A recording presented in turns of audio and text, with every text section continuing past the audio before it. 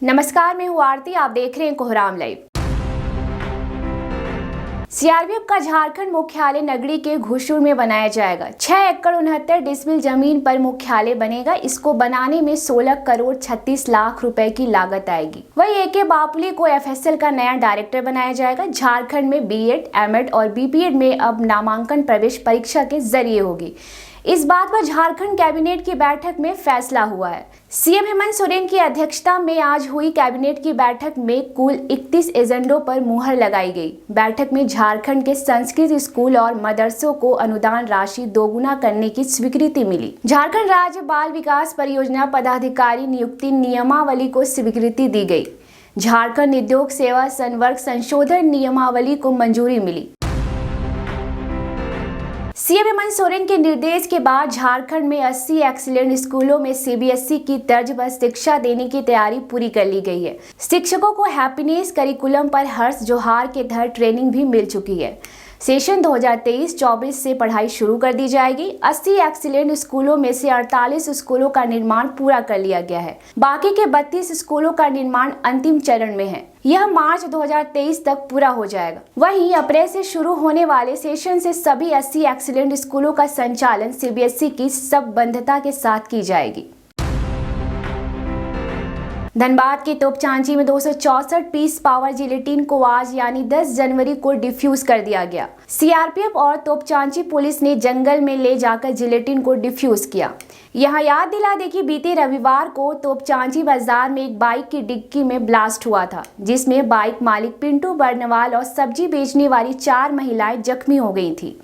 बीते सोमवार को रांची की जगुआर टीम ने पिंटू बर्नवाल के घर में रेड कर 264 पीस पावर जिलेटिन जब्त किया था। पिंटू का घर लोको बाजार में है। पिंटू बर्नवाल के पास यह जिलेटिन कहां से और कैसे आई, इसका पता लगाने में पुलिस जुटी हुई है। वही पिंटू के खिलाफ ब्लास्ट करने और जिलेटिन बरामदगी में 2 अलग-अलग मामले तोपचांची थाना में दर्ज किए गए हैं।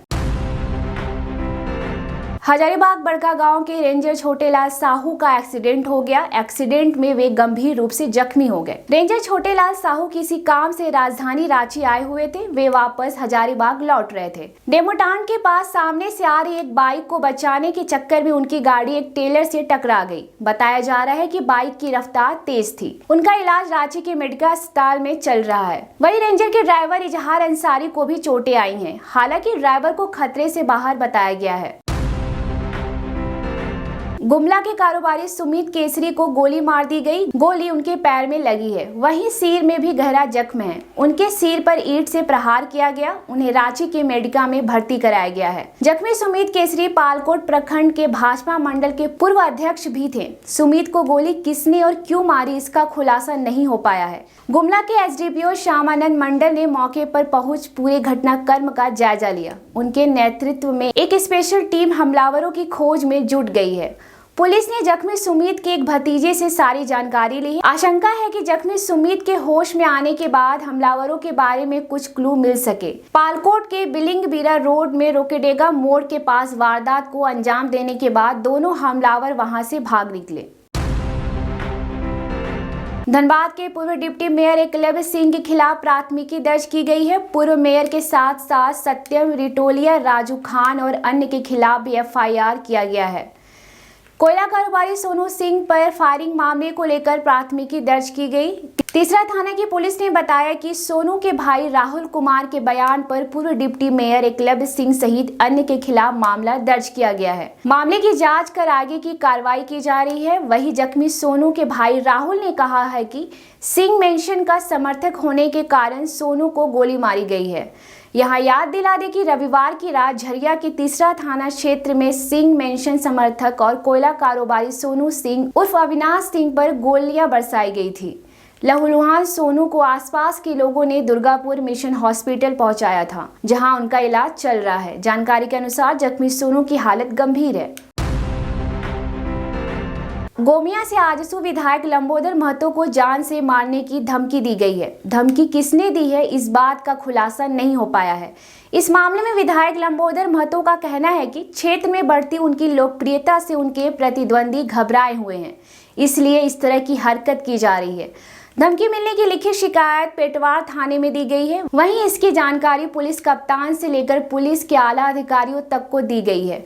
मामले में विधायक के पीए चश्मदीद सुमित कुमार ने बताया कि रविवार की रात जब विधायक के साथ क्षेत्र से लौटे तो वे गाड़ी से उतरकर सीधे कमरे में चले गए। जब सुमित रोज की तरह मेन गेट बंद करने गया तो गेट के अंदर और बाहर नकाबपोश अपराधी हाथ में हथियार लेकर विधायक को ढूंढ रहे थे। वो विधायक को मारने की बात कह रहे थे। अपराधियों ने मेन गेट बाहर से बंद कर दिया था। जब तक सिक्योरिटी गार्ड्स को बुलाया गया तब तक नकाबपोश वहां से भाग चुके थे।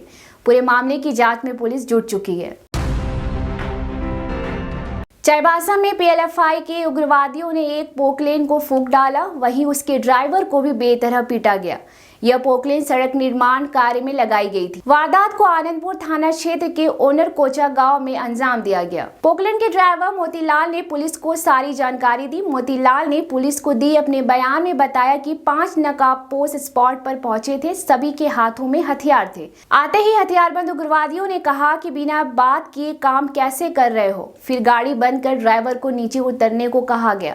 उतरते ही मोतीलाल को बेतरह पीटा गया। वहीं पोकलेन पर पेट्रोल छिड़क कर अपराधियों ने उसे फूंक डाला और पहाड़ी की तरफ चलते बने। अपराधी पेट्रोल अपने साथ लेकर आए थे। इधर मौके पर पहुंची पुलिस जांच में जुट गई है।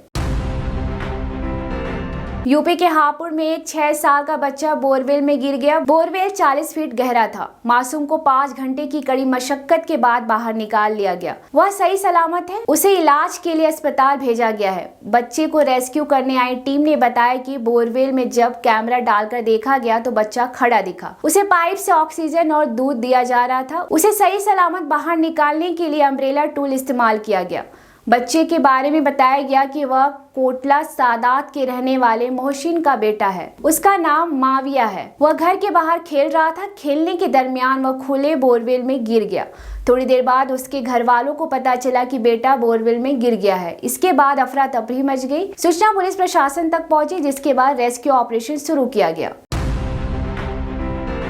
आईसीआईसीआई एटीएम के पास दिन दहाड़े कैश वैन को लूट लिया गया। कैश वैन के साथ आए गार्ड को भी गोलियों से भून दिया गया। इस कांड में गार्ड जयसिंह की जान चली गई। इस दुस्साहसिक वारदात को देश की राजधानी दिल्ली में जगतपुर फ्लाईओवर के पास अंजाम दिया गया। दिल्ली पुलिस के मुताबिक शाम करीब 5 बजे कैश वैन लूटने के साथ फायरिंग की घटना की सूचना मिली। मौके पर पहुंची पुलिस टीम ने कॉल को सही पाया। मंगलवार की शाम करीब 4:50 पर जगतपुर फ्लाईओवर के पास आईसीआईसीआई के एटीएम में एक कैश वैन कैश जमा करने पहुंची थी। तभी एक शख्स ने पीछे से आकर कैश वैन के गार्ड पर फायरिंग कर दी।